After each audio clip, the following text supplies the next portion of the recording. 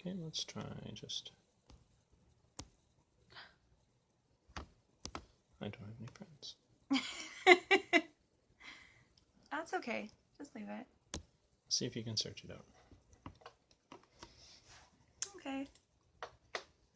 Should be on our page. Yes, that is here. Mm-hmm. This is pretty boring if anyone starts watching. So far, no one's watching. No one's watching. Good. As soon as you start watching, make sure you say hi. There. Oh, okay. Alright, so... Oh, because I'm also viewing it as a page editor, right? Share? Share. Share? Oh, someone's watching. Is that me? That might be you. I don't know. Posting. On, yeah. On my timeline. Say something. Sure. Oh, we do have someone watching. Hooray! Who's there? It's Derek. Hey, Derek. We're just figuring out some technical doohickeys Yeah. for the moment. Bear with us. How's it sound? Can you hear us? Yeah, we need to get the comment section up. I can barely see it on the tablet. Okay. Okay, hold your horses now. I'm not that tech girl on that show that I once watched all the time. Garcia. I am not Garcia. Penelope Garcia. Another regular. All right. We're just trying to get Jen logged in so she can run the comment section. And then we're sort of ready. In the meantime, hi everyone. Well, thank you for joining us. This is our first live video. Everything else has been recorded. Okay. And I'll let her figure that out. In the meantime, what has everyone been playing lately? Have you been playing some board games? Are you doing RPGs, video games? What are you playing? Oh, do you have the comment thing? Yep. Oh, Right okay. here. We've got the comment section Although up this and is running. kind of like tripping me out a little bit because on my screen it's like 30 seconds delayed. So You might be able to make the comment section larger. yeah, I'm gonna invite some friends. Oh, okay. Yep. Space Base. Aw, thanks for sharing, Derek. Jeff Jackson just played Space Base. We played that. When did we play that? Monday? Well, I wouldn't really say that you played. You just kind of showed up and got your butt whooped. Yeah, we just played that. I think it was Monday for the first time. I loved it. I thought it was fantastic. But yeah, I lost horribly. Horribly. I think it was wonderful. Yeah, you would. Why don't you explain what it's about for anybody who's watching and hasn't played it? Yeah, if you haven't played it at all. Yeah. Exactly. It's an engine builder. And yeah, you have this little engine in front of you and roll dice, and that makes the engine move, kind of thing. And I was so busy building my engine that I forgot all about points. And Jen did not. No, I did not forget the points.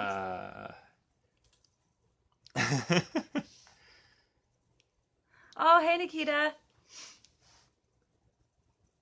That's okay. Yeah, if you're coming back to Secord, we can definitely keep in touch that way. But thanks for joining and for watching.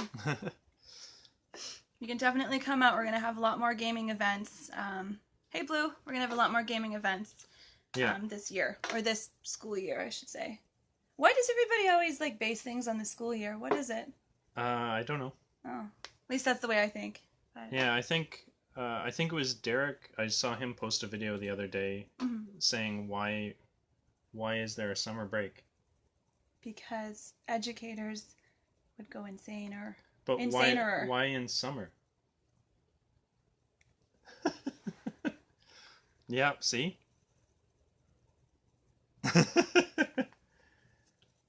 There's some places apparently because the hottest months of the year are the most relaxing, apparently. Well, I guess, don't know. That's a good one. I guess if you're in some of the schools that you're teaching in with no air conditioning, summer would be awful to still teach in. Pardon? schools that you teach in that don't have air conditioning? Oh yeah. Oh That'd yeah. be brutal. TDSB is like, oh yeah, we're making adjustments to make sure everything's air conditioned. Ah, Jeff can only stay for a little bit.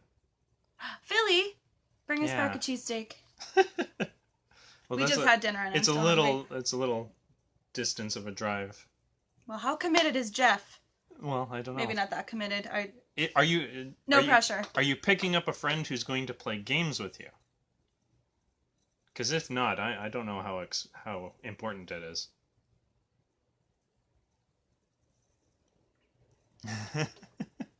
Come here soon. Well, we'd like to visit everyone. Where's your book? My book? Mm-hmm. Oh, yes, we have a book. Sorry. This double screen thing is crazy. Yeah, we'll have to take a trip. Oh, that's too bad. Not a friend that plays games. Hey, Chris. Okay, so we just want to start off to talk about us and our ministry and what Cardboard Koinonia is, Yep. in case you guys don't already know. I'm Jen. That's Matt. We're married. We like board games. Mm-hmm. And we wanted to be able to take that love of board games, I guess, and use it to serve the Lord. As Christians, we believe we were made to worship, made to serve God, and use our gifts and our talents and our passions for His glory. How can we do that? By sitting around playing board games and sometimes yelling at each other, you ask? So why do we do Cardboard Koinonia? What do we believe about that? Well, I think that community, especially among believers, is very important. When I was younger, living in a small town in Saskatchewan, there was a good sense of unity among the churches. My dad was pastor of one. He was good friends with at least 3 or 4 pastors of the other churches, and regularly we'd get together. And we'd have joint services or just special Sundays or something like that. And I thought that was fantastic. And I have gone to other places. Unfortunately, I don't see it as prevalent. And I just thought, what's a good way to bring people together? And obviously, it's board games. There's something about board games that can bridge that gap between social status, between age, between race, culture, everything. Mm-hmm. And that's one thing board games has over. I don't know anything else that can do it to that extent. Yeah. Yeah. And I mean, we started just by hosting family game nights at our church for the purpose of bringing the church together. We noticed that churches seem to have small groups for every specific age and stage of life, which is great, and I think that's important, but it's like, why can't I sit with someone like my parents' age or like my grandparents' age and learn from them? Or I am not a youth leader at the moment, so I don't have the opportunity to sit down with a teen and hang out with them. So when we started up these game nights, we really realized just like how people were able to come together and connect over board games. I've said this 1,000 times in probably all of our videos, but my dad sat down with a local girl from like the high school near our church, and they played Scrabble together. I'm like, knowing this girl, it just shocked me. And they had such a nice time together, and it was just a great opportunity for that. It's a good opportunity for outreach, to bring people in, to let everybody know that like Christians have fun. We do. Yeah. We know how to have a good time. Yeah. Well, that's a little bit about Cardboard Koinonia. If anyone was ever curious, we can tell you a little bit about us. I've been working at a Christian Bible bookstore in Toronto for almost 4 years, I think. A buddy of mine, I think we've known each other for 20 plus years. He opened the store, and I've been helping him with that ever since. And then, what about you? What do you do? So I'm an early childhood educator. I work for the school board here in Toronto. I work alongside the kindergarten teacher, and we just try to keep 30 kids alive from September to June. We And educate them. and you try to stay alive too. Yes, I try to stay alive. And I also am a Scentsy consultant. Scentsy is like a direct sales company. We sell home fragrance products. Wax and warmers is what we're favorite for. Shameless product placement. 3, 2, 1. Like this amazing warmer. Yeah, this is pretty fantastic. When she brought this home, I said, this is going on my game shelf. So that's where it is. It's nice. It's a dice. It holds what? It's wax. Wax. Yeah, Wax, which just- is good because Jen and open flames, they don't go well together. Yeah. Yeah. But yeah, I love that. And if you really want to, and if you're really interested, Jen can share a link if you want to buy that particular thing. Yep. That's not what we're here for. No. But that's what I do. Yeah.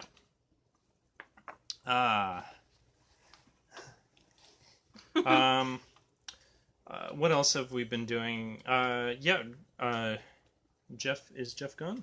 Yes, he left. Yeah. Well, we were just telling Jeff one of the games. We asked him what he played, and he said he'd played a game called Space Base, and that's one that we actually also played recently on Monday, and found that fantastic. We went to our friendly local game store and played Space Base, which is a little game in which you build this little card engine and roll the dice, and that makes your engine move, kind of thing, and gets you points. What else did we play that day, though? We played Patchwork. Patchwork, which is a game about quilting. It's so exciting! But yeah, it's quilting, but Tetris. Yeah. So it's sort of Tetris. You're putting these shapes and trying to cover up your board with the different shapes. Yeah. We played it last year, almost exactly a year ago, actually, for our anniversary. But we played it wrong. It was completely wrong. And we're like, this is not, like, it doesn't work. sound right. So... But we tried it again, and we played 2 games of it, and we played it right this time. Mm-hmm. And it's a lot better game when you play it right. Yeah. And I won a game, and then you won a game. Yeah. Yeah. Yeah, so that was nice. Yeah. Once we knew what we were doing. It's not really complicated, it's just maybe just something about that game and our brains or something. I don't know. There was just something we were passing over or something. Yeah, it's pretty cool. I mean, it's just like tile placement. That's probably why I like it so much. Yeah, you love your tile placement. Yeah, it's just like putting a puzzle together, basically. Yep. Hi, Aiden. Then I'm gonna get distracted now. and Thanks for watching. I'm probably gonna start crying. Oh, Excuse me for a second. And then the third game we played was one called Lotus, and it's based on lotus flowers and all these different kinds of flowers. And I'm just trying to think of the best way to describe it. You have a hand of cards, and they are all petals. Yeah. And you're just trying to build a flower, and whoever puts the most petals into it scores that flower. Well, no, because you also have to take control of it by using your little tokens. So, like, you could put out a whole bunch of petals, but if they don't have your specific, like, logo on them, some of them are blank, right? Right. So, who won that game? You again. I won! No, it was a lot of fun, actually. It's a really pretty game, and I tend to get just, like, really drawn into games with great artwork. So, to me, that's really, really, really nice. Yeah. Aiden says don't cry. Okay. Okay. But yeah, that one had really... that was one of the things that actually drew me to it, because I kept seeing the box, and the box was really vibrant. Yes. And it had really nice artwork. I had no idea what the game was actually about. But it draws you to it. But exactly, it draws you to it. Speaking of a box that draws you in, we actually bought a game while we were there as well. Oh, yes, we did. Yes, and it is... we've played it a couple times beforehand, but this is our new one. And I hope it's the right way on the screen, but it's backwards for us. Yeah. But it is all about words. Okay. It's kind of like you're building a stained glass window, but you're using dice to do it. So if you play Sudoku, it's very much like that, where in terms of placement, you can't place the same two colors next to each other, and you can't place the same two numbers next to each other, I guess. That kind of rule. And you're filling out like a grid on your card, and there's a handful of different like templates you can choose from with different challenges. Yep. So some of them you have to show that thing, like one of these. Yeah. So some of them, there's the window. Yeah. This is the window where you're putting your dice in, but you'll actually have little templates. Your dad's to put watching. In here. Yeah, like for instance. Alright, so something like that. So now in this hole you need to put a yellow dice. Where's the hole? In this one it needs to be a 2. So you're taking dice.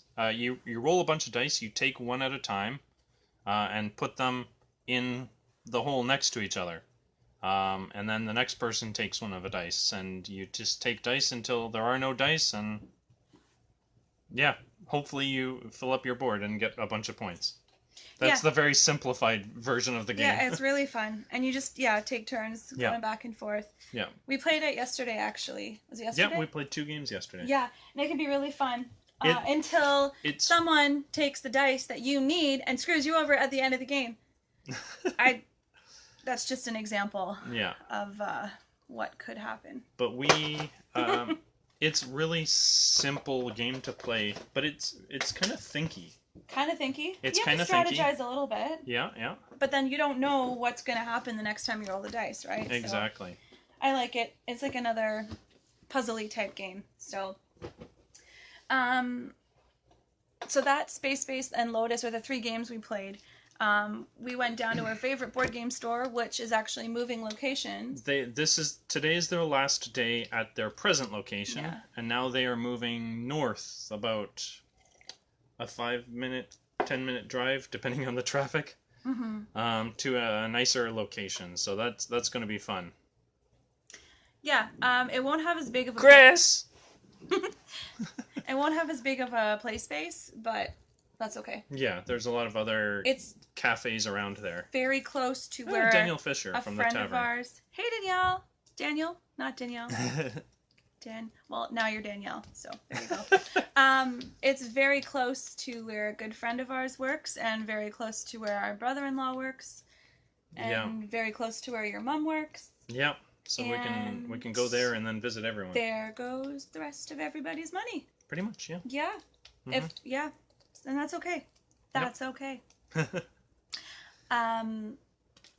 So yeah, that's what we did. And like, we love playing board games together. You know, when we first got married, or when we first started dating, everybody would want to get together and play games, and I wasn't like really into it, I guess. I mean, I was only really ever played the traditional like family sit around the table board games when I was a kid and stuff, and I think I have bad memories of my brother cheating, or I'm not going to tell you which brother.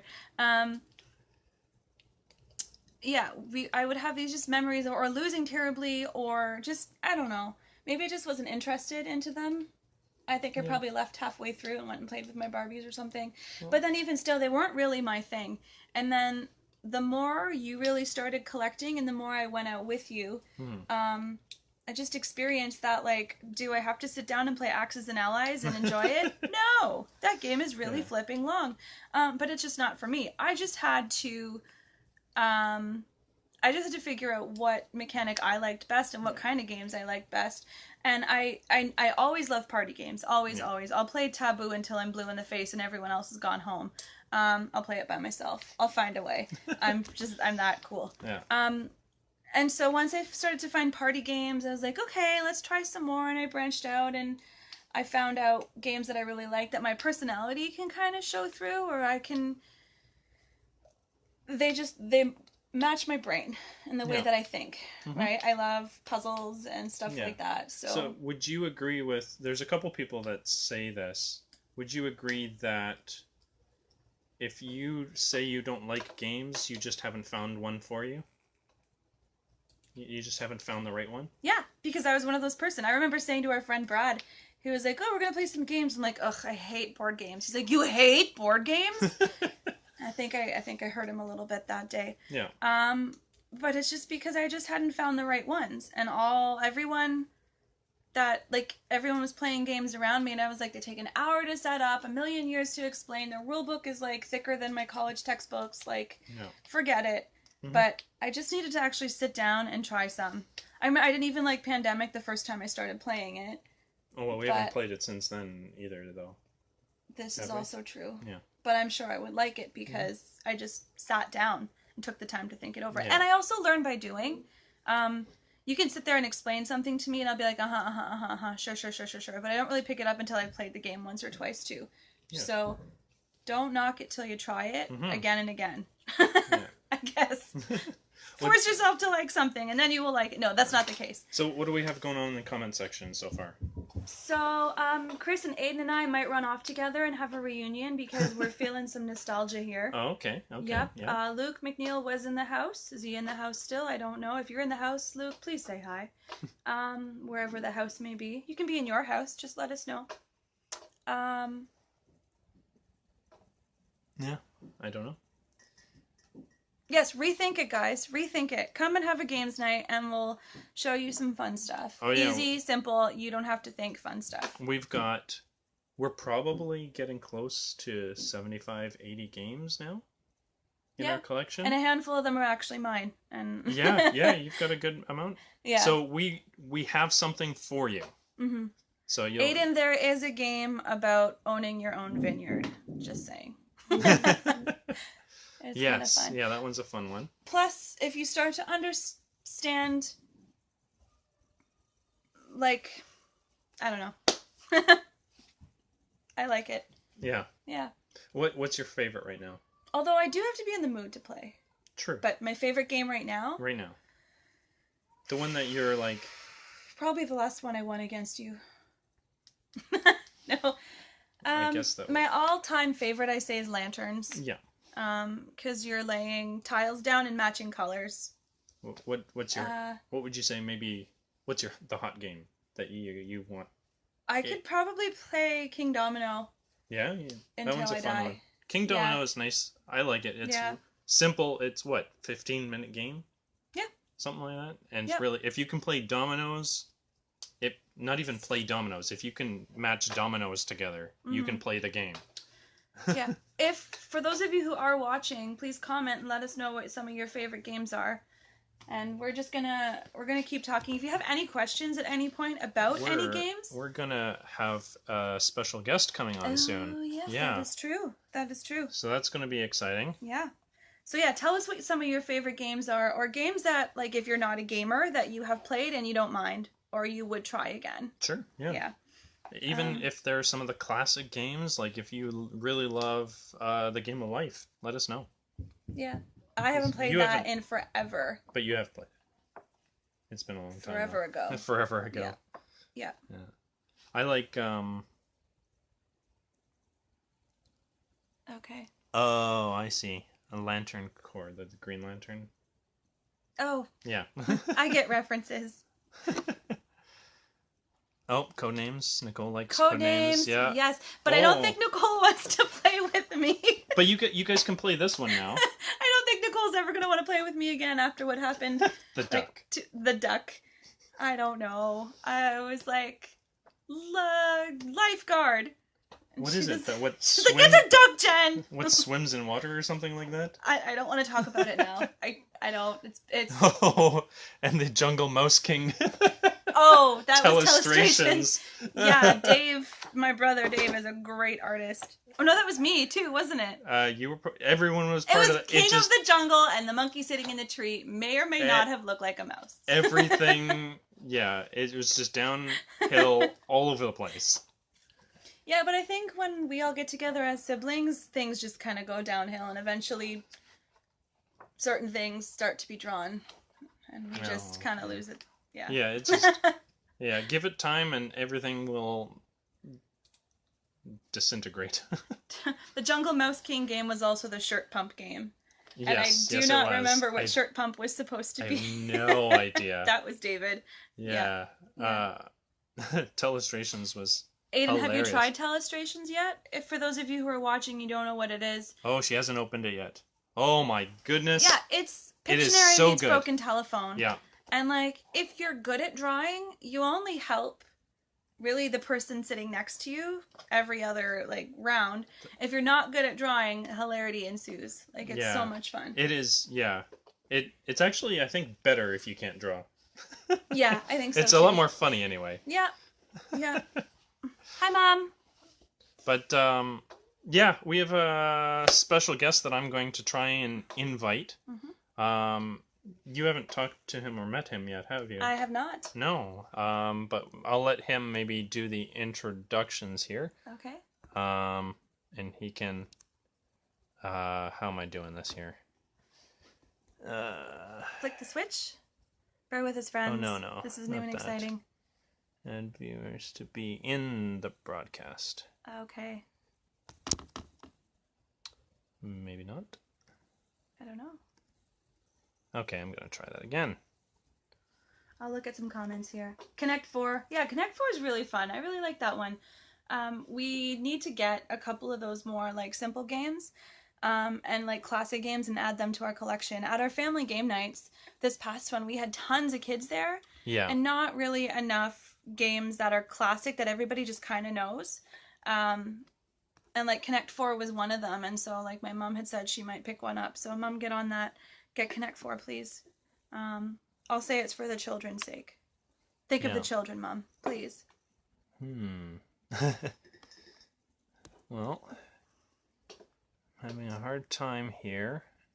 There's only one person that has an ad next to his name, and that's Chris. Although we've made requests to be in the broadcast, turned that on. Mm-hmm. Derek, if you could somehow request to be in our video, then maybe we can add you that way. See if that, yeah. Otherwise, I'm having a difficult time. Hungry Hungry Hippos. Do you know, Chris, I have never played Hungry Hungry Hippos. Oh, boy. Yeah. Or, like, if I ever tried to, it was missing a bunch of stuff and it was, like, broken. So, I only need to play Hungry Hungry Hippos. And I just learned how to play Sorry on Father's Day. We took Dad out and we played Sorry together, and I ended up winning, which is kind of cool. But I can see how that's a game that would tear families apart, because it's, like, it can be really cruel. Derek. Oh, Queen of Snacks. Yep, that's true too. Like, you can just sit there and supervise a game while eating a bag of chips. It's just as fun, you know? Maybe. You can challenge yourself. How many bags of chips can I eat in one sitting before I vomit? Good game. Oh, here we go. Good game. Why isn't it? Oh. I know. So, Chris, next time we get together, we're going to have to play Hungry Hungry Hippos. Is it going to work? There's a little notification. I know. I want this bar to disappear because it is in the way. Oh. Technology. Uh-oh. Approve. Is it going to work? Hopefully. I hope so. I'm so excited. Right now, I don't have a video. Did I accidentally hit the... Oh, there we go. The video is back. Okay. Where's Derek? Approve. I will try approving him again. Okay, we're going to add. Let's see if this works. It is still down there. Yeah.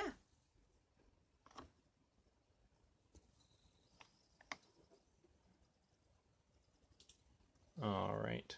Okay, let's see if this works. It said that a request was sent to him or something like that. I don't know. Maybe you have to do something on your end again there.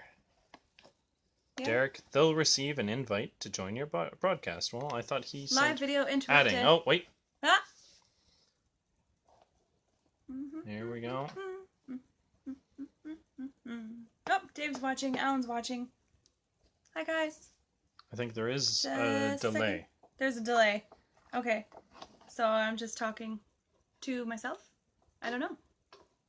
Well, they'll eventually get your wave and everything. Makes a difference. Hey, actually. Oh, look at that. Oh. Okay. We're not on that anymore. Nope. I'll get back there. All right, there we go. If you're still watching, make sure you say hi when you join. Okay, thanks for watching, Aiden. It was so nice to see you, and well, thanks for joining. Nice to talk. Yeah, go play Telestrations. Oh, she wants us to keep doing these. Okay. Oh, Derek got hit with a delay. Okay, yeah. Should we try this again? It says it's adding. Oh, okay. Let's see what happens. Yeah. So, if you guys, what is the last game you played? Tell us what the last game you played is that you can remember playing and who you played it with. Let us know. It can be any game whatsoever. She's for real about a reunion. Yeah. Yeah. Absolutely. All right. I'm going to stop this and try and add you again there, Derek. Okay. Oh. That doesn't seem to work. Okay. We'll try it again. I think there might be crummy connection on his end. Maybe. You might have to send another request, Derek. This doesn't seem to want to work. At the very least, we can probably get some audio from you. If I can just get you on Messenger. On a messenger here. Yeah. We'll see how that works. But we'll try one more request here.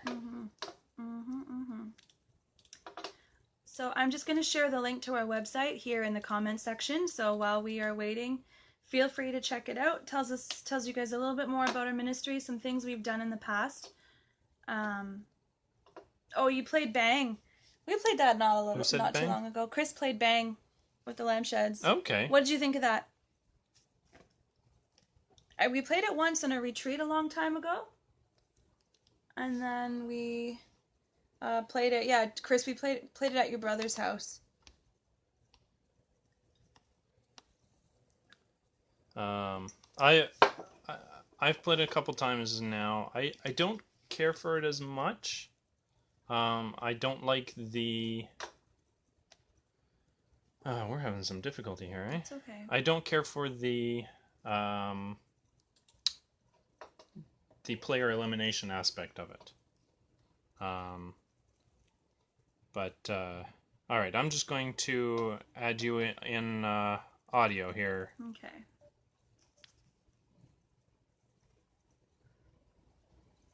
Let me try that again here. We'll make it happen.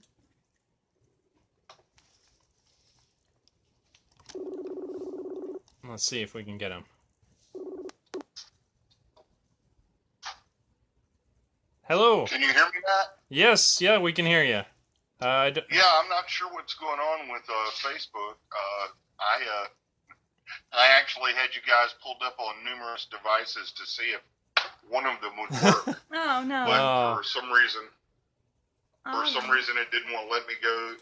It did not want to let me connect. Oh, yeah, I don't know what was going on, but we've got you in audio at least. We can have a chat that way. Hopefully everyone else can hear. Yeah, if you're watching, let us know if you can hear. Oh, Chris, you're welcome.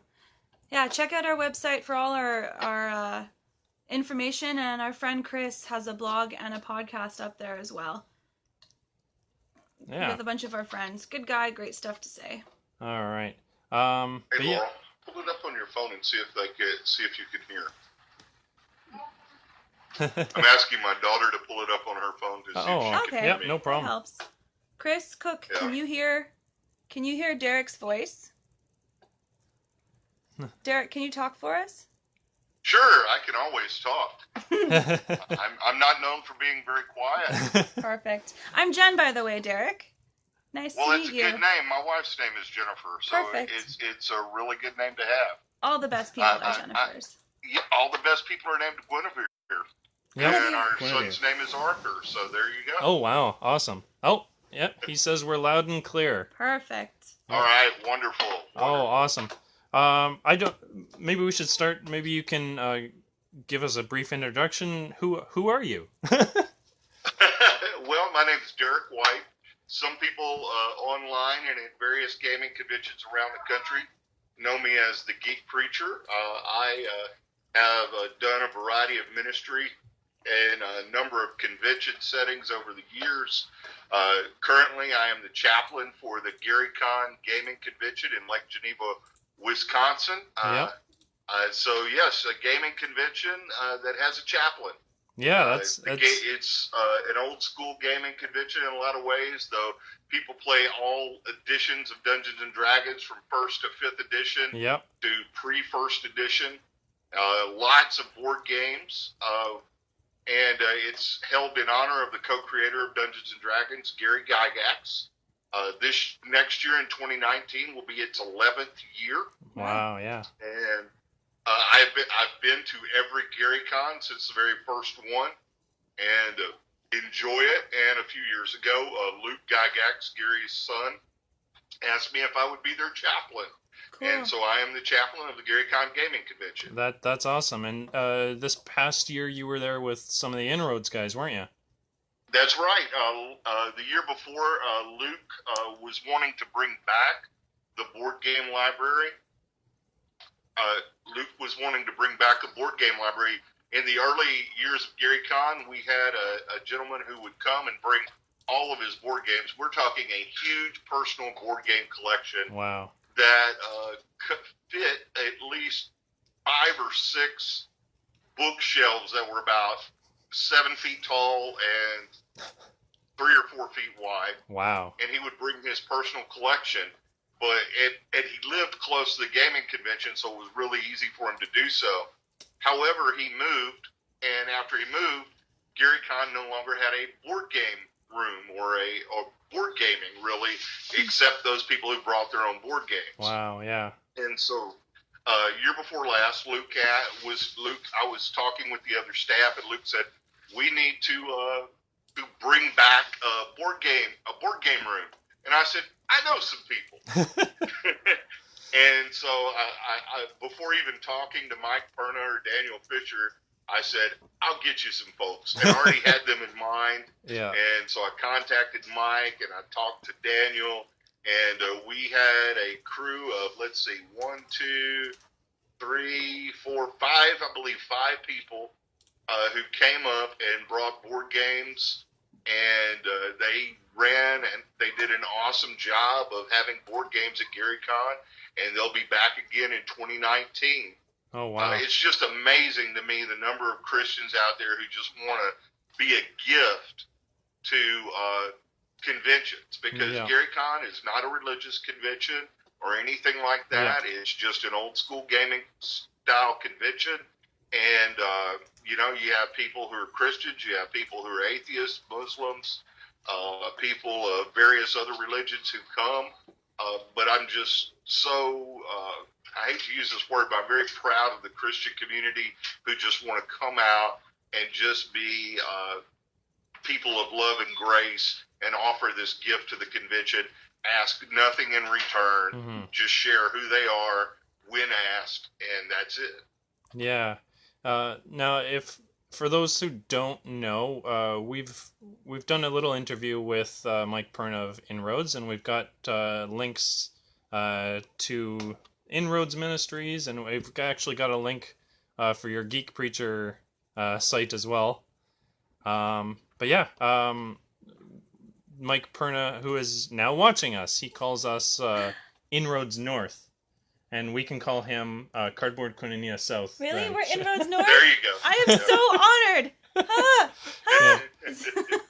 honored. But you've been... Yeah, and I'm also doing a personal fundraiser. I'm trying to raise $1,000 for Inroads, too. Yeah, I saw that as well, yeah. I'm doing that as a way of my kind of gift to say to Inroads, you guys are important, and what you're doing is important. And that's because everybody at Inroads volunteers and does this on their own dime. Yeah, exactly. They pay for their own gas. They pay for their own food. Yeah. So any and all donations go to help defray any personal expenses incurred by the people of Inroads. Yeah. And so I'm excited and hoping to raise that amount to show them how important they are and how much I love them. For those who don't know, I'm also a United Methodist minister, and I pastor full-time. Just so people don't think this is my full-time job. Pokey. Some people actually think I could make a living doing this full-time. I'd starve to death. Yeah. So how long have you been the Geek Preacher? This year, let's see. I started my website in March of 2008. But I've been a geek and a preacher for a very long time. I've been in ministry for about a quarter of a century on and off now for 25 years. Makes me feel old. But I started the Geek Preacher website in March of 2008, which was the year that Gary Gygax passed away. Oh, wow. Because I got to meet Gary. I was on a faith and gaming panel with Gary in 2007. He and I had communicated online a number of times, and Gary was a person of faith. He claimed Christ, and while we disagreed on some things, we agreed on Jesus. And I really liked Gary and had some great conversations. And after he passed away, I just said, geeks need a preacher too. Of course. So I started geekpreacher.com, and that fall, I was asked to preach. That fall at Gen Con, I was asked to preach at the worship service at Gen Con in Indianapolis. That's awesome. I love the fact that there are church services at some of these cons, like Gary Con, like Gen Con. I know the Dice Tower Con, they put one on as well. That's amazing so cool. to me. That's so cool. Yeah. Yeah. Yeah. Well, the biggest thing I have discovered over the years is there are so many Christians in the gaming community. And one of the key things I discovered as I began to do this, when I first began doing it, Christians were in a really difficult spot. Because number one, they didn't want to tell their church friends because, churches have not always been very embracing of the geek community or games or Dungeons and Dragons, all that. In fact, not just embracing, we've had people who were against it and came out strongly against it. Yeah. So they were caught there. They couldn't share their hobbies and their joy with their church. If they played golf or something, of course they could share that with their church. Yeah. And you're in Canada, so if they played hockey, they could share that with their church. Yeah, exactly. But they also could not share that they were Christians with their fellow geeks because their fellow geeks had felt so mistreated and so maligned by the church. And so they were caught in a very difficult space. And so in the early years when I first began doing this, I found myself just kind of being a bridge between Christians. And honestly, I had to encourage a number of Christians to come out of the closet, so to speak. Yeah. They were having to hide their geekiness. And I said, no, you have got to be a light in your own church and share with the people at your church these things you love. Yeah. And when they began to do that, they began to realize, wait a second, my pastor likes these things. He or she was afraid to share that. Oh, wait, the leaders in our church also like these things. They were afraid to share that. And then when they began to talk to their friends on the other end, they found out their friends either were not negative about them being Christians, they were glad their friends were Christians, or they found out, oh, I'm a Christian too. And so as I began doing this over the years, I intentionally just kind of build bridges between both worlds. And, it's been a wonderful experience. I've enjoyed doing it. Sadly, I haven't been able to afford to go to Gen Con the last few years, but I have enjoyed being able to minister in a variety of those contexts. Right. Now, I don't know if it's the birth of social media or the internet or just how everything is kind of coming together all at the same time, but it seems like there are a lot of Christian geek-related groups now. I don't know if you've noticed this. Oh yeah. Yeah, but everyone's coming out of the woodwork, and it seems like geeks finally have a lot of support. I think you're right that the birth of social media, I won't say it's the birth of social media. I would say it's the normalization of social media. that we have decided social media is a normal, everyday part of our lives. Mm-hmm. Yeah. You know, when you see, grandparents and great grandparents on Facebook, warning their kids to post pictures and stuff. And so people are able to connect in ways they weren't before. I mean, this is how the way I first connected with Christian geeks was in the mid 90s through email groups, email lists. Oh, yeah, yeah. Mm-hmm. Some of your viewers, listeners may not be familiar with those, but back in the day, when we didn't have Facebook, we found email lists where you would join the email list, and if you did it right, at the end of the day, you would get an email digest of all the messages on a particular topic. Oh, and wow. So in the mid-90s, without going into a long, drawn-out detail, I had done some ministry in a part of the country, and when I got back home, I wanted to just start searching for some geeky stuff, and I found there used to be a group called the Christian Role-Playing Gamers Association, CRPGA. And and some of the people that were connected with that started the Christian Gamers Guild. And so in the mid-90s, that's where I first connected with a Christian geek community, was in the mid-90s online. That's how I met Gary Gygax, was through a forum on a group called Fans for Christ. Wow. And now these things are just so much more common and so much easier to use, that now people are able to connect and find what they're looking for. Yeah, yeah. I had something, I don't know where I was going and I've lost it. Why do you think, why is community and fellowship important to us as Christians, or even non-Christians? Why do we need that?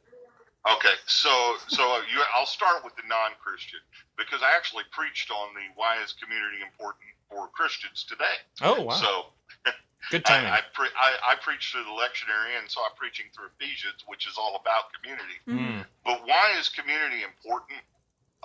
One person said it greatly. I can't remember who said the quote. I could look it up. But he said, "No man is an island. No person is an island." Yeah. Mm-hmm. Human beings are social creatures. Yeah. Yes, we have exceptions to the rule. There are some people who are not social. They are so introverted that the idea of any social activity frightens them. That is a given. Mm-hmm. But the majority of human beings are social creatures. We have built societies around gathering together for mutual support. Mm-hmm. And the fact that we live in America or Canada, we live in North America, one of the most prosperous areas of the world, we have more leisure time, but we also tend to be more isolated. We can live into our own homes and into our own lives through the internet and through so many things, and people still find that is lacking. Mm. They still find that it's empty. People need connection. They need face-to-face interaction. Mm-hmm. And people need the simple touch of another person. Shaking a hand, hugging a neck, touching someone on the shoulder, sharing a meal, talking over things, playing games and laughing together. People need this social interaction because it is just something hardwired in our DNA. Because ultimately, from a secular view, from a just no faith in it, that's the only way human beings survive. We cannot survive alone. Mm-hmm. We can do all these surviving on your own shows that you want to, but we don't really survive on our own. Yeah. And we thrive when we're together, because human existence is not just about surviving. It is about thriving. Mm-hmm. And when human beings gather together in community, whatever that community looks like, they begin to thrive. Mm. Now, for Christians, and again, I preached on this today from Ephesians chapter 2. You're all ready to go. For Christians, community is about Jesus Christ breaking down the dividing walls of our hostility against each other. Human beings, for want of a better word, because of our sinful nature, We are constantly warring with one another. We are fighting with one another. We are rivals with one another. We want to get over on other people. That is who we are. And in Jesus Christ, the scriptures teach us that that dividing wall has been broken. It has been shattered.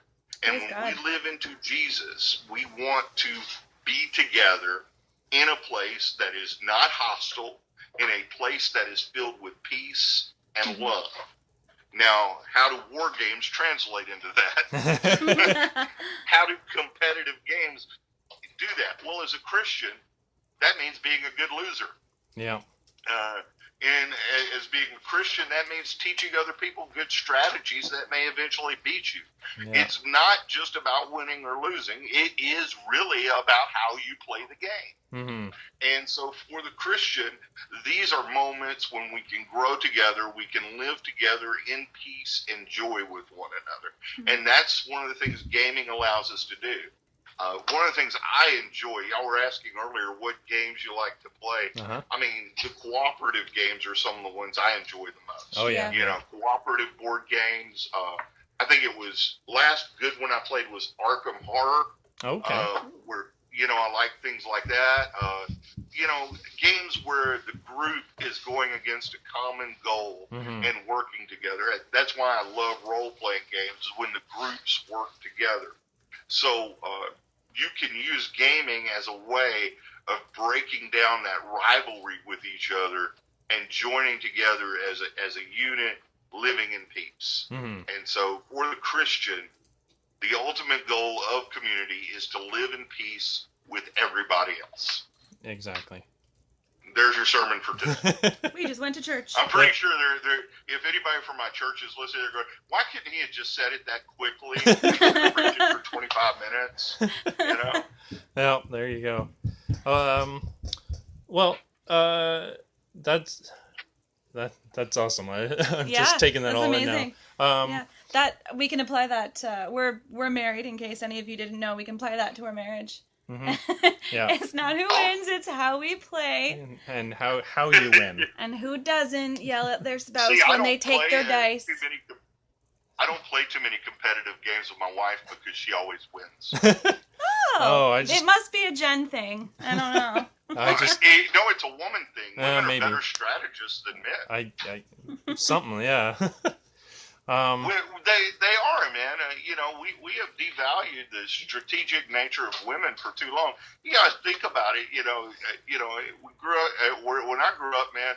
I grew up with a mom who had to plan everything. I mean, she had to plan the meals. She had to go to work. You know, so she was the mom who had to do all these things. Make sure the kids get picked up from school, man. She had to do all that stuff. If I had to do all that stuff, I'd go crazy. Oh, you yeah. know? What are some of your favorite games to play together? Well, a game we have been enjoying that we got a while back that I love playing. It was something I wasn't sure about at first. It's called 5 Minute Dungeon. Okay, yeah, I've heard of that one. And what the idea of the game is you set a 5-minute timer. They even have a little app with really cool sounds that's free. And the idea is that it's a card game where you're laying out cards to beat all these monsters that pop up. So it's cooperative, and depending on the number of players, that's the number of cards you have to defeat. And so as you're going through the deck, you have to defeat all the cards, and then when you get to the end, you have to defeat the boss. And you'll have cards like, oh, here's a sword, so you can attack, and it tells you what each monster needs to defeat it. So this monster needs a sword to be defeated. Oh, it needs a spell, which looks like a scroll. Oh, it needs somebody who's swift. So you might have to defeat that monster by laying down 3 swords, a scroll, and a shoe. And you got to do that.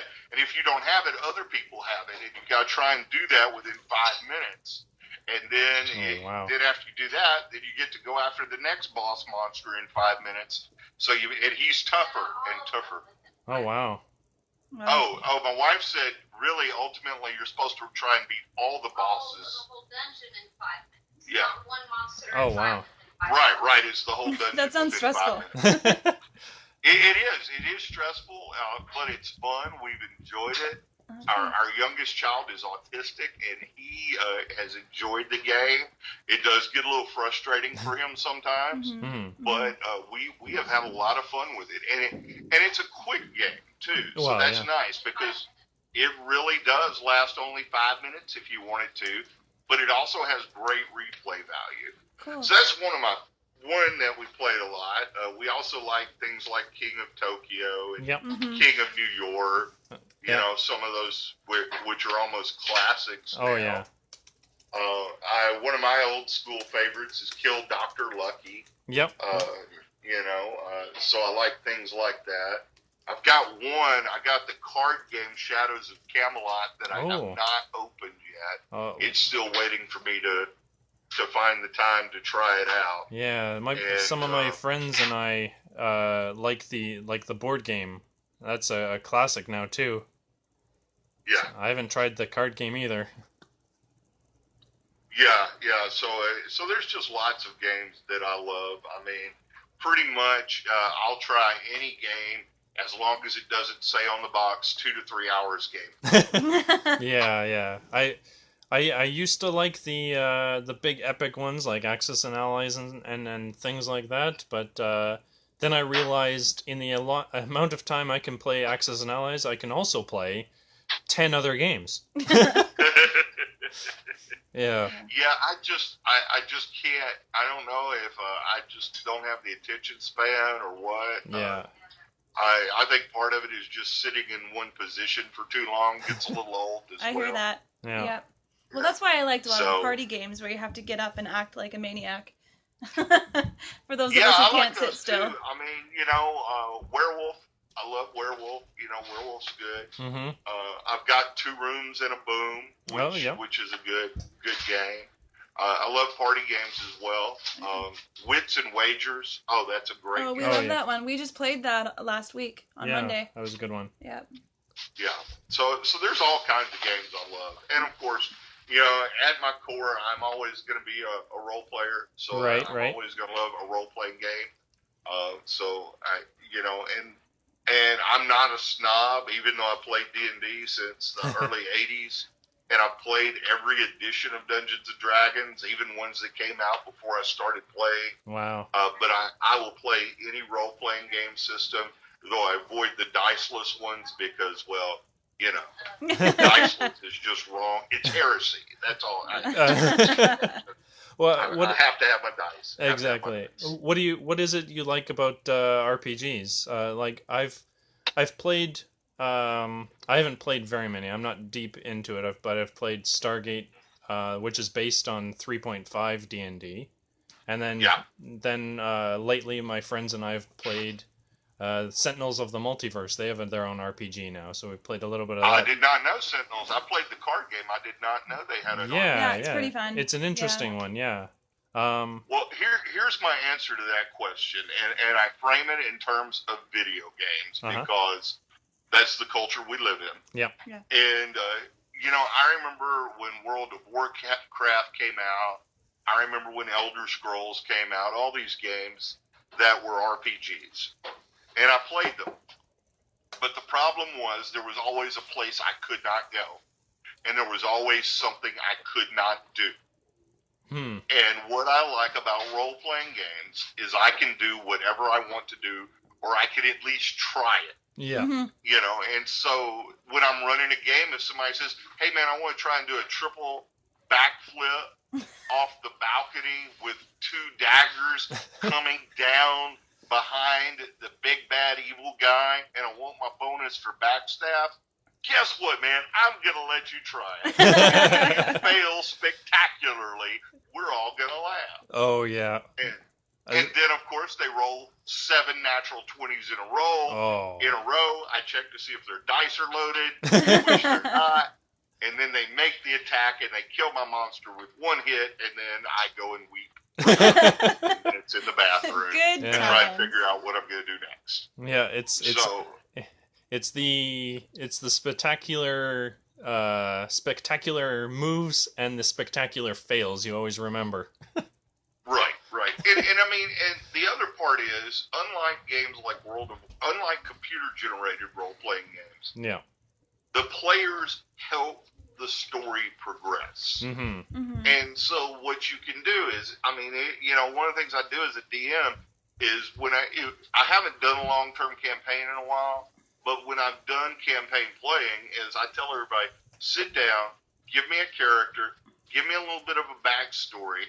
Then I take those backstories and I use what they've come up with to help craft a campaign. And so what I do is I have some ideas I want to do, and I'll incorporate that. But what my goal is as a dungeon master or game master is to take their stories and to help, develop their characters so everybody gets time to shine. And you can't do that in a lot of, computer-generated games. No. Because those storylines are set. Exactly. The old school term is sandbox play. So I love sandbox. Yeah. You can go wherever you want to go. I might try and railroad you a little bit, but only for a short time, and then let's see what happens. Yeah. Do you enjoy being the DM or the GM more, or do you enjoy playing just as much? I would probably say I enjoy playing more, but like most people who are like me with a big personality, I end up DMing more. But I love playing more. The thing is as a player, I have to make sure I don't try and railroad the game. Right. Because, I've run so many games over the years. I've played so much D&D. It's really easy for me to try and step in and take over. And so I have to make sure I take a back seat. And I will say that that's become easier because I'm a pastor and I preach every week. And so I'm up in front of people. So one of the nice things to be able to do a lot of times, if I can sit in on a role-playing game, is I get to sit back and take back seat. I don't have to be in the driver's seat. So that's really nice for me. I get to play the support role. Right. And I really like to do that. But I still refuse to play clerics most of the time. Well, so one thing, have you had any fellow believers come up and talk to you about like D&D or even Magic the Gathering, for example? Because I know a lot of people have issues and feel iffy about either the theme of Magic or like just role play in general. What do you say to Christians who are kind of questioning it or I guess opposing role play? And... I say two things when I have had people who were worried about it. I say two words: Lewis and Tolkien. Yes. Oh. Those are it's like, I'm really worried about magic in these games. I'm really worried about witches and dragons and demons and devils. And I go, oh, so you don't like C.S. Lewis? Oh, I love C.S. Lewis. Really? Have you read the Chronicles of Narnia? Yes, I love Narnia. Oh, well, what about J.R.R. Tolkien? I love J.R.R. Tolkien. I love Lord of the Rings. Really? Yeah. And so you don't have a problem with them doing it, but you've got a problem with J.K. Rowling. Why? J.K. Rowling puts a quote from 1 Corinthians on a tombstone in her books. What are you doing? Yeah. She speaks of resurrection in her books. Yeah. You need to shut up and move on. I've gotten to that point. I do not suffer ignorant fools lightly. And I say that because some people have become intentionally ignorant.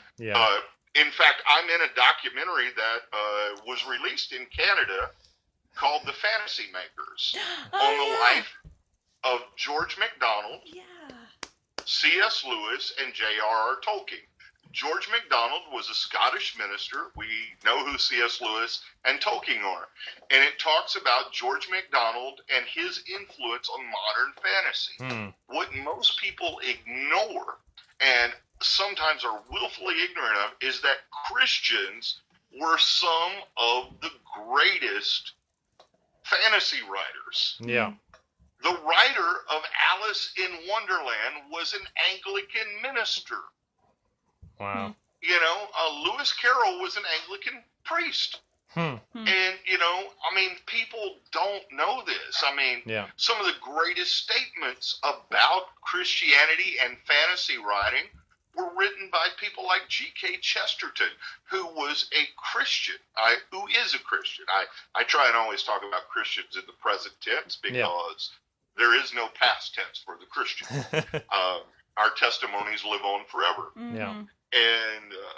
And so what I try and do is, part of what I find myself having to do is educate people on the Christians who were there really putting out the fantasy.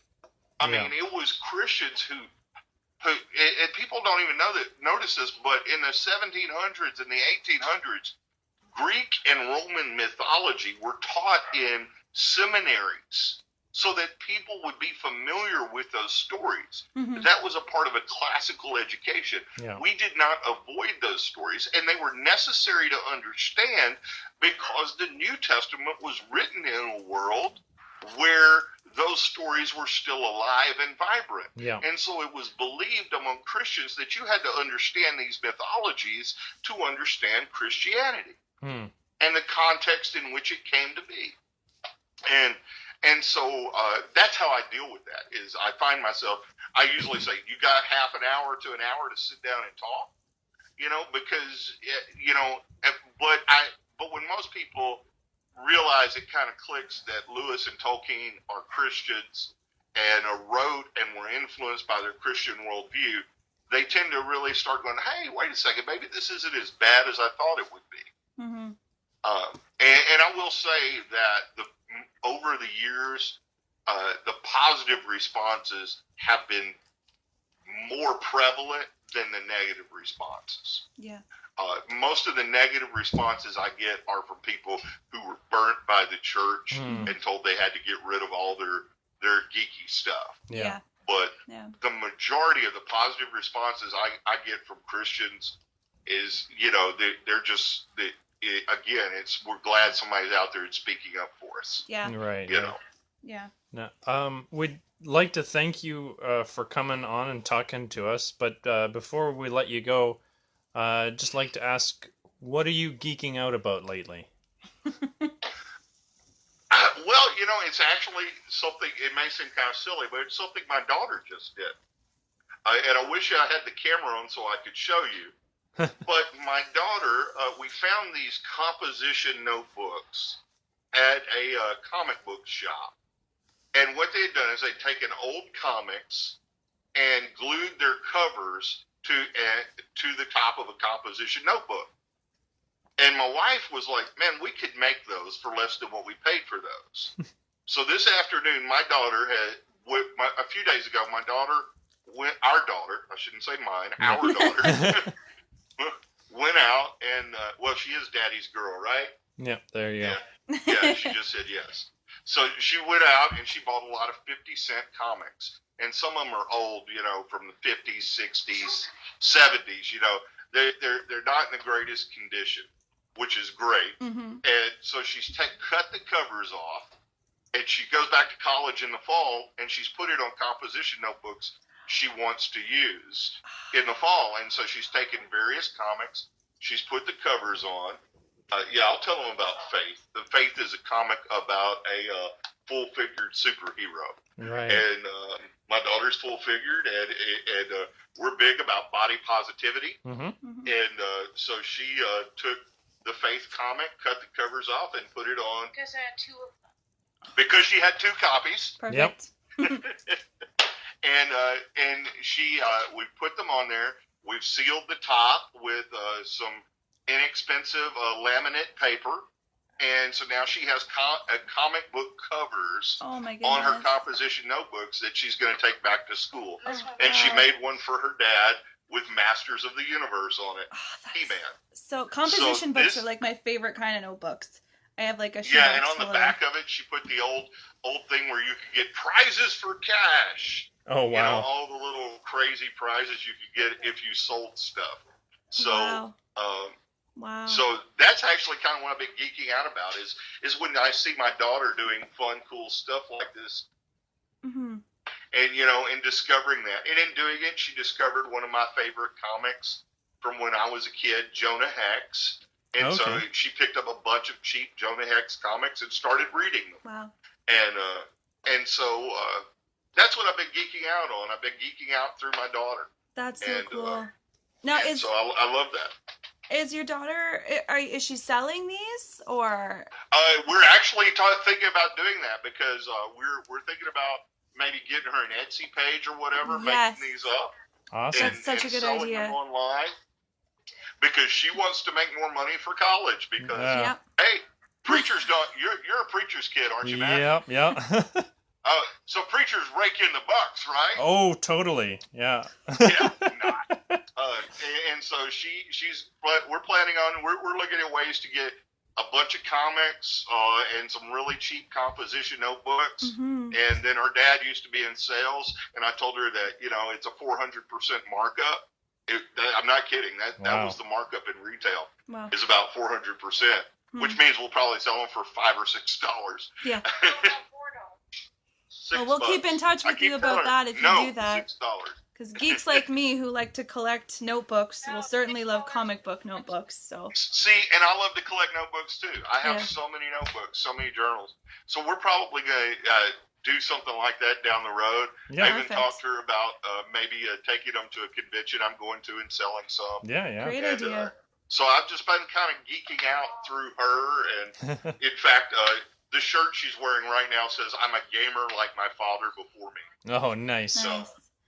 So yeah, she is Daddy's girl, and I'm going to be heartbroken when she goes back to college in the fall. Aww. So that's what I'm geeking out on is her love of geekiness. And so do you have a website? You can find me. Just Google Geek Preacher or go to geekpreacher.org. You can find me on Facebook at The Geek Preacher, or you could just look up Derek White, Geek Preacher, on my personal page. Mm-hmm. I'm all over the place. You can go to YouTube and find sermons on YouTube. I think there's a link on my page, but again, if you just Google Geek Preacher, sermon, Gen Con, or just Geek Preacher, you will find me 90% of the time because there can only be one.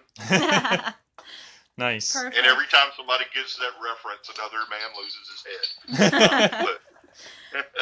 But yeah, I'm easy to find, and people who have questions, if they want to send me messages, ask me questions about how to connect with their churches and stuff. Mm-hmm. Oh, and by the way, I need to tell you guys, I don't know if Kyle is going to get mad at me for saying this, but I am going to be in Canada around American Thanksgiving time. With the Geekdom House folks. Oh, up in Winnipeg. Yes, yeah. Kyle Rudge with Geekdom House has asked me to come up there and do a few things for them, and so I'm excited about going up there. I have never been to Canada. I've flown over it a few times, but I've never actually been in Canada that I can remember. And so I'm looking forward to going up there and being with the Geekdom House folks. Oh, awesome! Yeah. Is that a flight over, or are you driving up? Or? Oh, yeah, man. Yeah, I'm right outside of Nashville, Tennessee. So, it's a little trip. The drive would be horrible. So I'm going to have to fly, and that should be fun. But the flights aren't that long. It's only like 6 or 7 hours, and it's nonstop, a lot of the flights I saw. Mm-hmm. So that's kind of cool to know that, Canada's only 7 hours away. Yeah. I won't make a political statement, but you can always... most of my friends are immigrating that way right now. So. You can always bring a game or two and teach them to your neighbor on the plane, too. No. I just want to sleep. Probably. That sounds good too. Yeah. Well, before sleep. There's two things I love to do on a plane: sleep and look out the window at the scenery. Yeah. Because it is just gorgeous. Oh yeah. That is one of the beauties of flying, is just to be able to see all the scenery. See, I like to look at the scenery and press all the buttons, and Matt likes to sleep. So before we say goodbye, how can we pray for you and your ministry? Oh, well, I would say that I would love your prayers for the church I'm pastoring, which is Westland United Methodist Church. Mm-hmm. Please pray for them. Please pray for my health. I had neck surgery back in January. Still trying to recover from that. I still have some pain from that, but I'm doing well. But if you would, but always pray for my health. That would be a good thing. Yeah. And pray for Westland United Methodist Church. Mm-hmm. It is a wonderful congregation, and even though I'm sent to where I go by people that make that decision, I don't decide what churches I go to. Yeah. I truly believe God's hand is on it, and Wonderful. I am where God wants me to be. They're a wonderful congregation, and I believe that God has something special in store for them over the next year or two. And so please pray for them as well. Absolutely. Yeah. So I guess United Methodist, my family is Salvation Army. That's what I grew up with. So my dad is a Salvation Army officer. I'm sorry, say that again? I grew up in the Salvation Army. Oh, yes. Yeah. So, it's funny you say that. I had a Salvationist visit the church today who is also a gamer. Oh, wow. And so, I'm very familiar with the Salvation Army. Yep. One of my best friends, Hank Harwell, who is a big geek just like me, he has a Facebook page called Geek Ecclesia. Hank Harwell is a Salvation Army officer. I think I might have heard of that. Awesome. Yeah. So I know sort of the idea of being placed in a church. That's more or less how the Salvation Army works too. Very similar, very similar, and beliefs are very much the same. We both come out of holiness traditions. Yeah. Though the Methodists try and ignore that a little bit sometimes. But very much, very similar. That's great, man. Yeah, that's cool. Love the Salvation Army and the work they do. That's awesome, man. Cool. Oh, thank you. But again, I'd love to say thank you for coming and talking to us. It's a great conversation. Hopefully we can get you on again sometime for maybe a video in the future. Yeah, we can figure it out. Anytime you guys want to do that, let me know. I just want to thank you for what you're doing. Oh, thank you. Because what you guys are doing is awesome and amazing. I tell everybody up north they do it better than we do in the south because y'all have those cold days you have to be inside all the time. Yeah. Whereas we wear shorts during many winters down here. Oh. And so, I appreciate what you're doing, and I appreciate the communities you're helping churches build, because that is essential. And I think Cardboard Koinonia is doing a very valuable ministry, and I want to encourage you to keep it up. Oh, thank you. Thanks so much. And we'll be praying for you. Definitely. Thank you. Thank you very much. Thank you very much again, and we'll let you go from here. Okay, God bless Matt and Jen. Take care, and may the Lord bless you. May the Lord keep you. May He make His face to shine upon you and grant you peace. Oh, you too. Thank you. All Bye. right, bye-bye. All right. Well, I just feel so great right now. That's wonderful. That was pretty great. That was really great. Yeah. Can I just say, Chris, thank you so much. You've been with us for like an hour solid, hour and a half almost. Yeah. Thanks for watching, buddy. Time has flown. Yeah. This has been great, and this is our first ever live hangout. I'm really enjoying it. Yeah, it's pretty cool. What else is in our book? Our book? Yeah. Oh, we have a book. See, I have a notebook for everything. It's the Cardboard Koinonia book. But what else? We've kind of already touched on all these things here and there. Well, maybe I'll get your opinion. Have you heard of the Cult of the New? Do you know what that is? Okay, so what that is is the people that always want the new shiny games. And and then games like probably not a good example, but games like Pandemic fall by the wayside because it's not new anymore.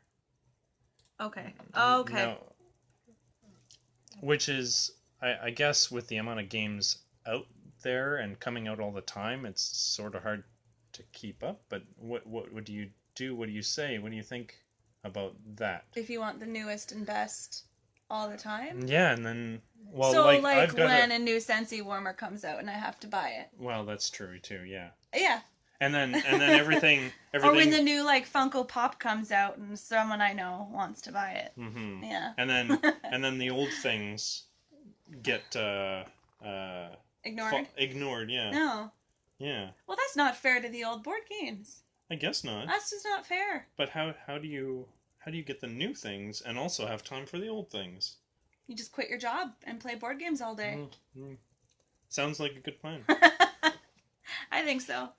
Well, you're not like that. No. Well, there's a lot of shiny new things that I would love. That's true. But, yeah.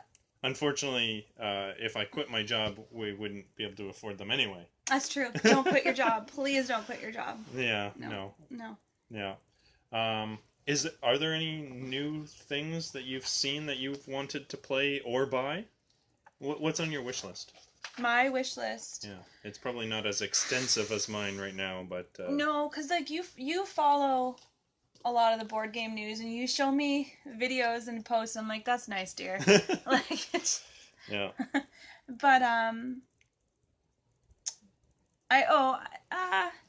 usually if there's an expansion or something for a game that I already like when the Harry Potter expansion came out, I'm like, I need it, even when I wasn't even finished the first game. Number 5 still. Yeah. No, we beat number 5 finally. So we're on 6.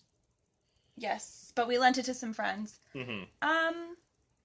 No, I don't really jump on the new things that come out because there's so many older ones that I really want. Or even new to you. Oh, new to me. New to you, yeah.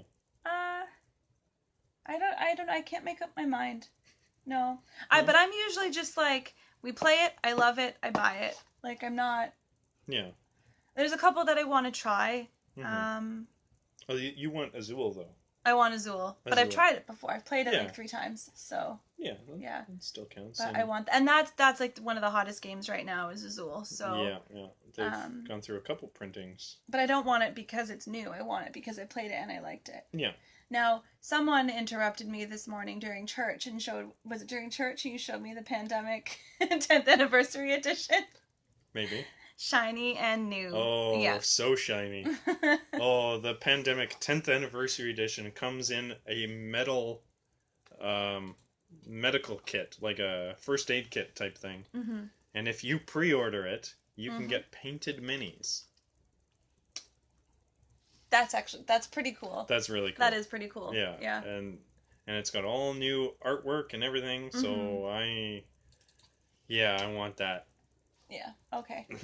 We'll start saving our pennies for that. Yeah. Although we did save our pennies for one big shiny thing that's coming near the end of the year. Dinosaur Island. Oh, yeah! Yeah, we love Dinosaur Island, and then they just kickstarted an expansion and a new game. Deluxe version. It's deluxe! A deluxe version. You want to talk shiny. Yeah. They've got more pieces and bits metal coins and a slap bracelet. That's what it is, a slap bracelet! And pogs. Yes. Yeah, pogs. Not like, can you call them pogs though? Because they're not like legit pogs. Well, they're probably not like from the Pog company, but they're Pogs. Are they Pog-sized? I don't have them. Pog-sized? I guess we'll just have to see, and we'll have to see if someone has a slammer. So someone has a slammer. I have several. Really? Yes. Where are they? My parents' house. Oh, okay. Yeah. They were my brothers, but then I got married and moved out, so I kept them for myself. I guess I got married and moved out too, so they go back to mom and dad. Is that how it works? Maybe. I don't know. They're playing Pog right now. Probably. They're secretly playing Pog. Mm-hmm. Yeah. What do you think about the content of some games, and how do you think? Don't ask me. Okay. This is general discussion for the two people who are watching right now. We'll talk about everyone. And yeah, Chris, it's basically Jurassic Park. It's really fun. We'll talk generally to everyone, and everyone can get in the conversation. What do you think of game content and being a Christian? Right. Have you seen anything in a board game that maybe you felt a little wary about or uneasy? Do you think it's possible that a game mechanic might be something that you should watch out for? I don't know what. Like I've got Xenoshift. Mm-hmm. Now it's not bad, but would you play that? Would you have played that with Gran? With Gran, she probably would have been like, "What is this? Get my Scrabble." And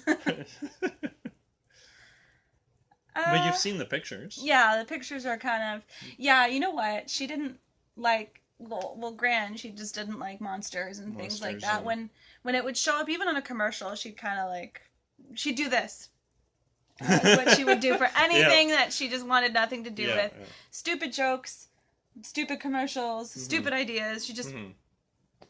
Yeah. But, no, so I get what you're saying. Yeah, I mean, do board games actually have ratings? No. Like content ratings? No. So that's something that you've been trying to do in some of your reviews and stuff like that. Yeah. Because, I mean, the thing about, like with video games, for example, there's like a lot of excessive violence and even some swearing and stuff like that, right? Yeah. With board games, have you ever come across a board game that has swearing on the cards or anything like that?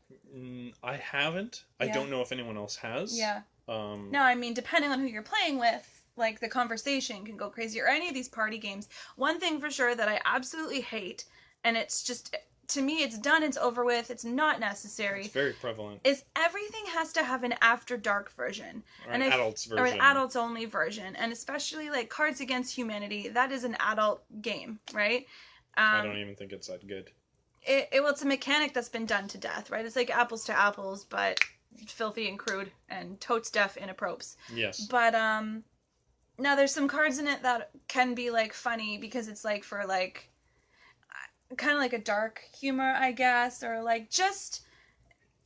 And this is the thing, this is as Christians where we decide what is just past the line of too inappropriate and what is appropriate enough that we can get by playing it and not feeling convicted about it, right? Yeah. This is a conversation that applies to video games, movies, music... You know, even like places that we go and choices that we make in our day-to-day life. So, and this is what we've heard some of our other friends talking about. Yeah, Chris, like finding certain things inappropriate. And I think it's, if you're uncomfortable with something, don't play. Like if you do go to Dungeons and Dragons, not without the intention of like convicting anybody else for playing, and you know, where Christians stand on playing it, but you're just not comfortable, if it's not really your thing, or it just brings about just a feeling of like ickiness, or if it affects you, because we all have different personalities, and the Spirit speaks to us all according to what we individually can and can't handle. So, like, but then there's also the two sides. That person shouldn't demonize it for everyone else, and the other people shouldn't bother that person and goad them because of that. And again, it happens with like movies and stuff like that. Exactly. Too, I think, right? Yeah. Oh, you haven't seen this movie? But there's a game called Betrayal at the House on the Hill, and essentially you're like building a haunted house and trying to find searching for whatever, And we've played it a few times. Our brother-in-law has it and one of our friends has it, and it's kind of fun. I mean, the idea is you're in a haunted house, and I think there's actually like a room or two that has like a pentagram in it or something like that. And it's like, okay, like let's just play it for the function or the rule that card has or whatever. We could completely take it out of the deck, perhaps not play that game at church in one of our family game nights. I mean, like, you have your own convictions. So Telestration is a fun game, and Telestrations After Dark, probably not going to buy that, because there's certain things that I just don't want to illustrate.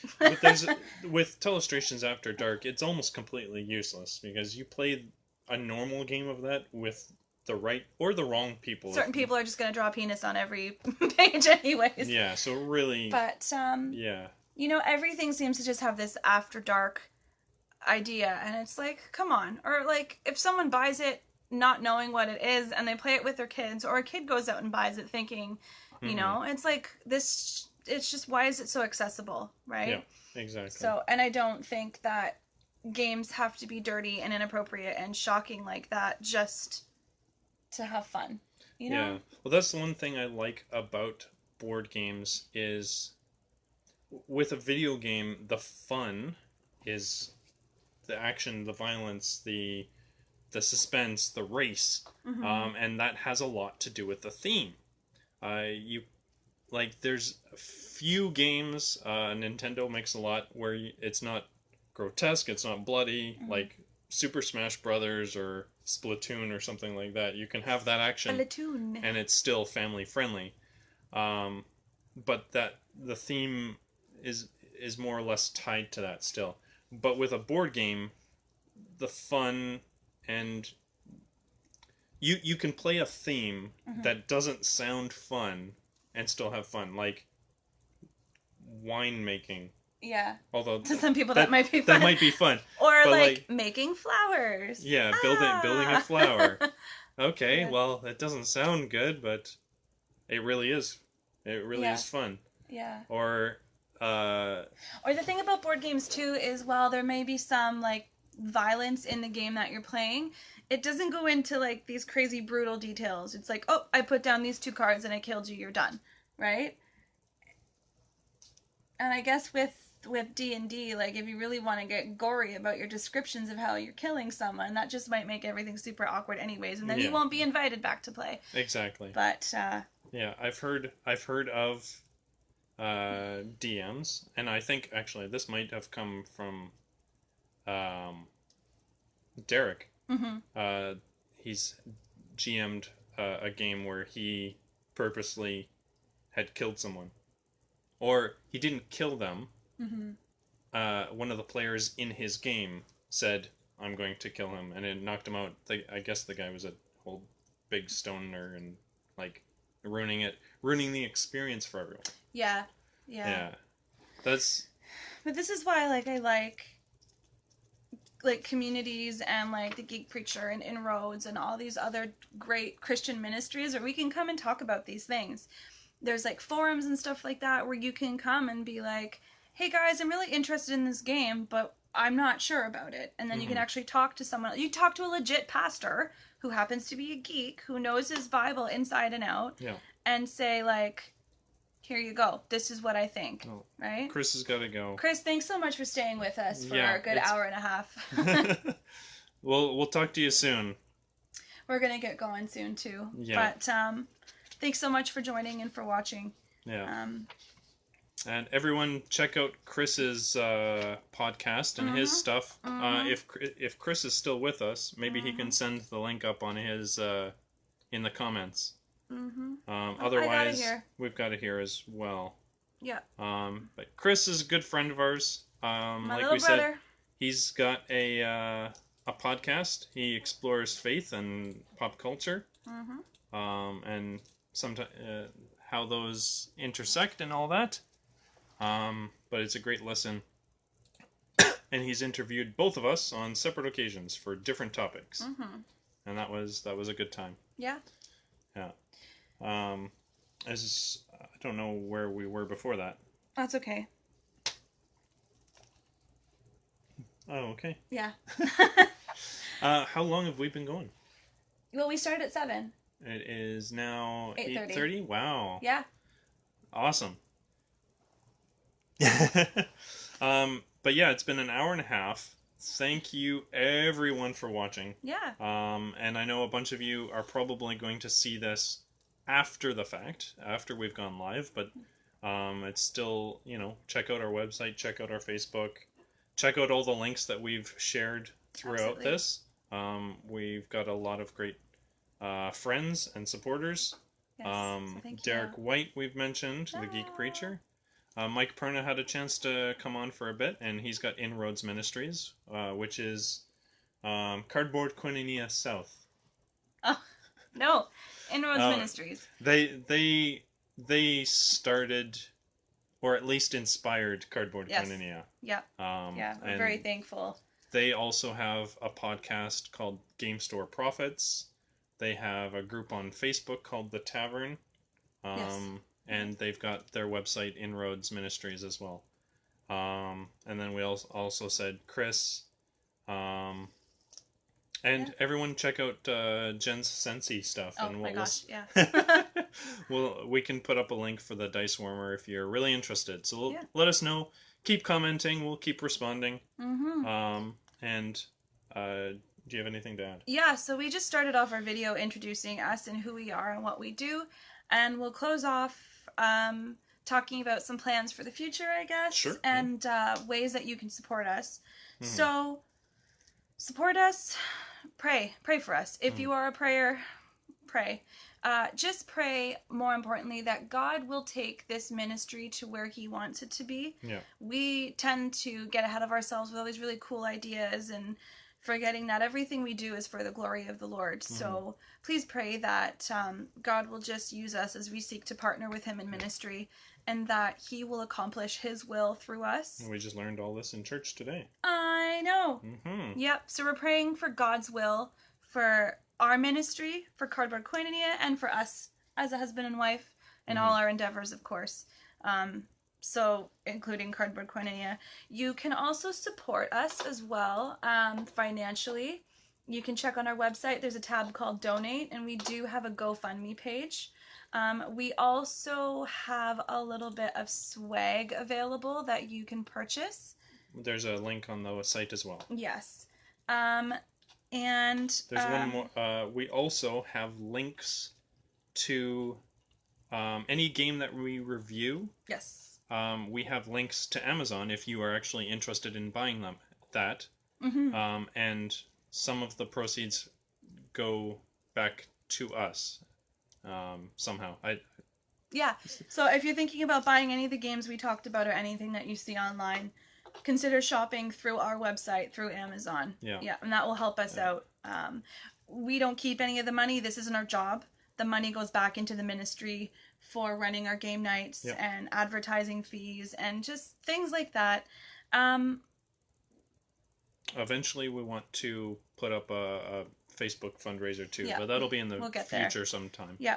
So if you want to know more about what we do, if you are interested in hosting a games night at your church, we do fundraising events. We did a fundraising event for Young Street Mission. Yeah. We did a 24-hour board gaming marathon. We raised over $3,000 for their new building, for the Evergreen building.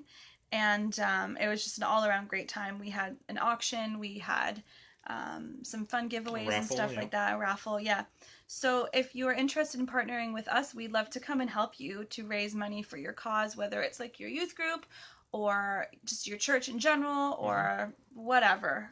We'd love to be there to help.